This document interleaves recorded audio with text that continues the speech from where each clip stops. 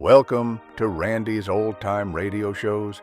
Today, adventure, mystery, and danger lurk around every corner as we dive into the thrilling world of I Love a Mystery. Premiering in the late 1930s, this pulse-pounding series follows three daredevil detectives, Jack, Doc, and Reggie, as they chase down secrets across continents. From haunted houses to lost civilizations, no case is too strange. Buckle up for suspense the way radio did it best. This is I Love a Mystery.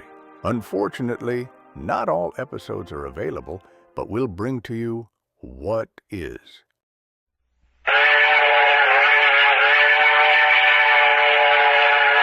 I Love a Mystery, a Carlton E. Morse audio novel featuring Jack, Doc, and Reggie, specialists in crime and adventure. Now following the northwest trail of a missing millionaire, a killer cougar, and the Phantom Castle.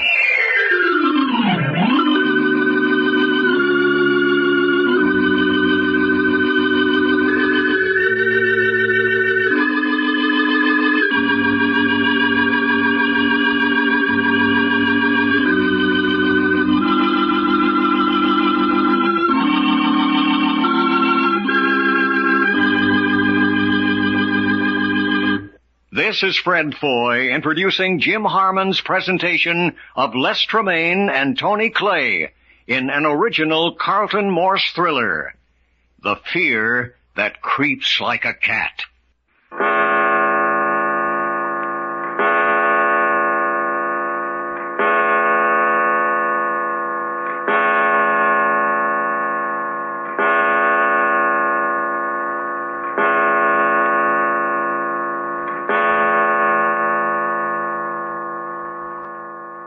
7 o'clock in the evening in a wilderness cabin somewhere across the Canadian border in the Pacific Northwest.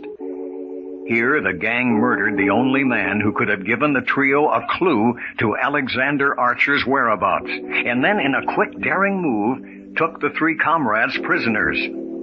All day, the Cooper gang traveled by horse with their prisoners by rugged, dangerous trails, finally crossing into Canada through a gigantic natural tunnel. And now, at 7 o'clock in the evening, somewhat recovered from the trip, Jack, Doc, and Reggie sit before a great fire in a strange wilderness log cabin with their host and captor, Richard Cooper.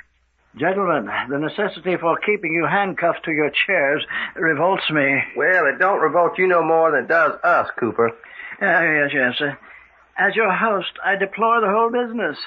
As your captor, however, it seems only logical. Oh, there's logic in keeping us handcuffed to our chairs, all right? Oh, you see my point. You bet. Because if we wasn't chained down here, we'd bust you wide open and get out of here. Apparently you haven't yet learned your lesson, Mr. Long. What lesson? I kept you gagged all day because you talked too much. Now, looky here, Cooper. Every man's got a right to say his piece. Not unless he has something intelligent to say. All right, I can take a hint.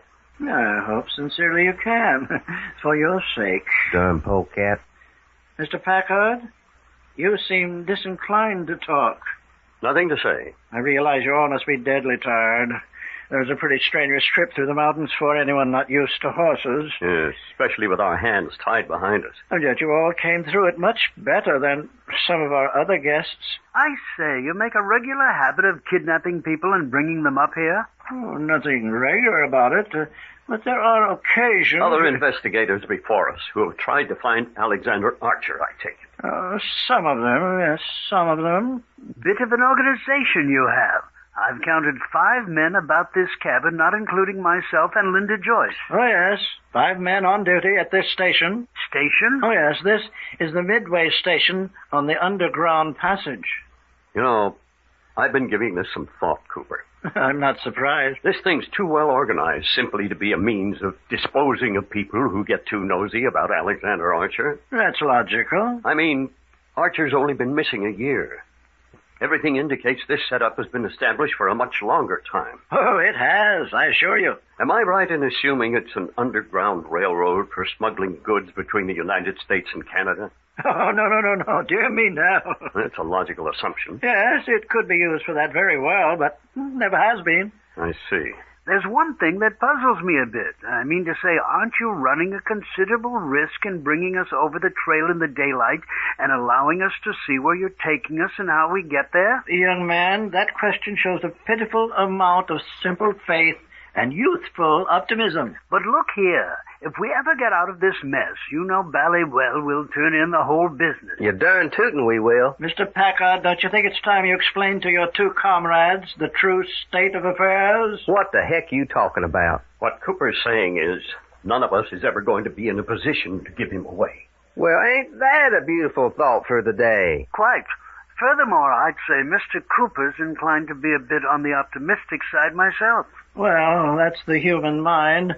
Hope rising eternally, each of us living with his own personal convictions. Good of you to allow us our own personal convictions, Cooper. Oh, please don't misunderstand me.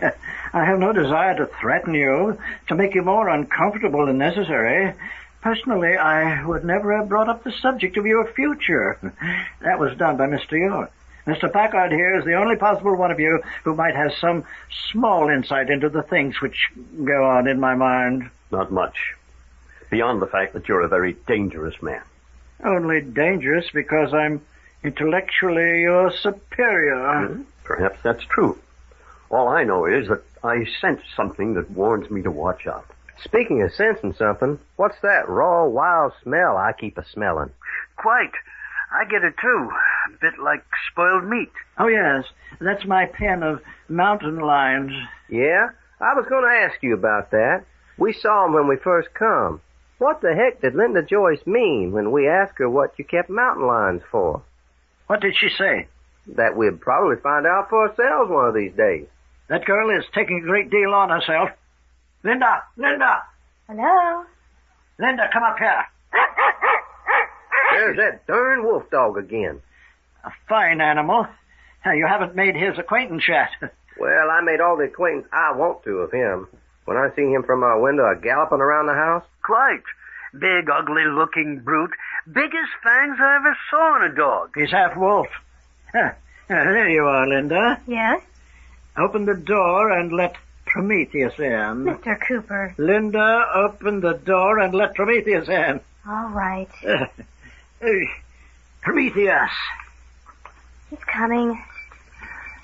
Prometheus, here you are. That's York. Go over and say hello. I say. Prometheus, over there's Long. Go say hello. You black devil, get out of here. Prometheus, this is Packard. Say hello. Hello, Prometheus. Here. No, come and lie down. You had a reason for having him make the rounds and smell each one of us, I suppose. Oh, yes, indeed. He's intelligent. He'll never forget any of you. Watch this. Prometheus, go to Packard. You see, I just mentioned your name to him once. Come back in, lie down now. So what? Why, if it should ever be necessary to find one of you in a hurry, that's all. I say, those fangs, they're positively beastly. I've seen him tear the throat out of a full-grown bear with one slash of those fangs. Oh, the throat of a bear. Linda, you talked with these men about my pen of mountain lions? Only that they were a hobby of yours. Any mention of those animals is forbidden, as you have reason to know. I spoke before I thought. I'm afraid, my dear, that any more thoughtlessness on your part will have most unhappy results. You're threatening me? Nonsense, child. What a thought.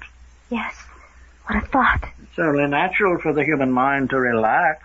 We all need to have our sense whipped into line now and again. Yes, naturally. I'll be more careful in the future. Good. Oh, then we can forget about it for something more pleasant. Oh, do you gentlemen play bridge? Nope. Poker's my game. Poker? Oh, splendid. I haven't had a good game of poker in a long while. Yeah, just a minute, Cooper. Haven't we been given to understand that we begin another long trek on horseback early tomorrow morning? Yes, I'm afraid that's right. Well, I don't mind telling you, I'm dog-tired. Personally, I'd like to be taken to my room. Oh, I'm sincerely sorry. What a bad host I've been. Shall we all retire then? Well, very shortly. But I couldn't face cards tonight. If Doc here wants to play... All according to what the stakes are. Oh, I see. What stakes did you have in mind? Well, now, just for instance... Yes? How about us playing for the limit? I don't think I follow you. You and me sit down and play a hand of draw poker. Oh? If I win, you turn us loose and give us half an hour head start before you try to catch us again. And if you lose? Well, if it's all right with Jack and Reggie, we'll guarantee to go along with you tomorrow without trying to get away. A half hour of freedom tonight in return for good conduct tomorrow. Well, are you a gambler, ain't you? Oh, yes. That's no gamble. I've got everything to lose and nothing to gain. Sure you have. No, because you haven't the faintest possibility of getting away from me tomorrow. No, my friend. That's no proposition. Well, what you got to offer? Let's see. How about this? If you win, you get your half-hour freedom. And if you lose, you lend yourself to a little experiment of mine. Oh, no. Linda. What you mean, a little experiment? It really is a marvelous opportunity for you. Lend yourself to the advancement of scientific knowledge. Doc, I think you're getting in over your head. You mean let myself get bit by malaria mosquitoes, something like that? Something, but not quite. Linda, I think you'd better leave the room. Yes, I think I'm going to be sick. Well, Long, what about it? Yeah, well, that ain't exactly what I had in mind. But on the other hand, I'm a pretty doggone good poker player. I won't consider it, Cooper. The consideration is out of your hands. I absolutely forbid it, Doc. But if Cooper here was to give us half an hour head start, Jack, he'd never catch us. Where's your good sense? If Cooper's taken all this trouble to bring us this far, you think he's going to take a chance of losing us for the fun of playing some one hand of poker? Oh, I'll release you and give you a full half-hour head start. You think you will, Jack? Probably. But there's a catch in it. Well, all I want to do is get free. I'll take my chances on the rest. You seem very certain of winning the poker hand. Of course I'll win. Ain't I told you I'm good at poker? What you say, Jack? No. Positively. Reggie? Absolutely not. Well, there you are, Cooper. You mean you've decided not to play? 2 against 3. Majority rules in this outfit. Oh, too bad. Apparently your two companions haven't the faith in your ability as a poker player that you have. Hey, is that what you folks mean? You don't think I can beat this tin horn? No. We don't mean you couldn't beat him. We're saying it's a trick. And you've got everything to lose and nothing to gain. You're saying my good faith? I'm saying your good faith is only good as far as it meets your convenience. Now then, if you'll release us from these chairs and take us to our room, I'd like to get some rest. Jack, I still think You never had a thought in your life. You want to play that hand of poker just to show off? Now shut up about it. Hey, fella, you can't talk to me like that. Jove, I say, Doc, we're all a bit on the nervy side tonight. Let's just drop the whole business. Well, Dad, blame it anyway. Cooper, will you stop fumbling with these cards and take us into our bedroom? Oh, certainly, certainly. I'm sorry for all this unpleasantness. Let it go. I'll have to go call the men. Well, go call them. Too bad, yes. I'm afraid I've tried your patience too far. Doc. Yeah? I'm sorry, but you didn't get the full significance of what he was saying. There was murder mixed up in that conversation. Hey, what you talking about? I know it.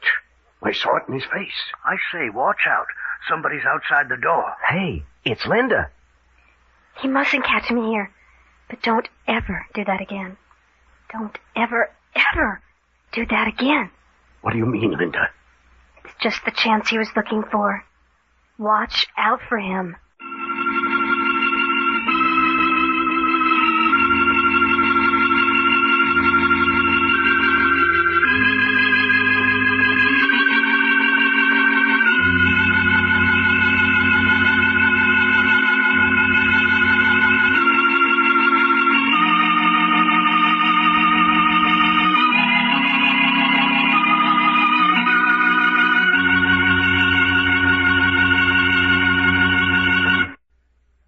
Adventures of Jack, Doc, and Reggie have come to you in I Love a Mystery. Created created and written by Carlton E. Morse. Scripts copyrighted by Morsel Co. Incorporated. Produced and directed by story editor Jim Harmon. Featuring Les Tremaine as Jack Packard and Tony Clay as Doc Long. Consultants, Frank Brzee and David Lloyd. Your announcer, Fred Foy. This presentation has come from Hollywood.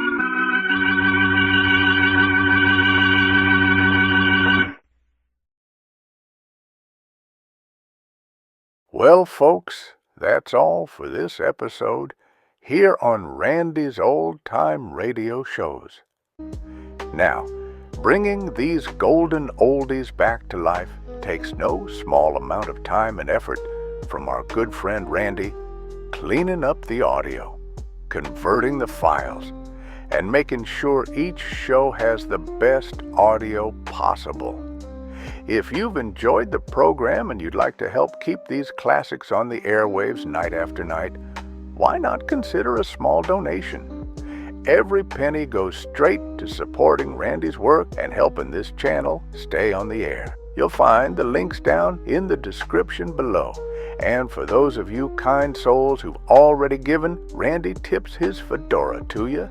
Your support truly keeps this old radio spirit alive. Thanks ever so much. And until next time, keep those dials tuned and keep the memories rolling.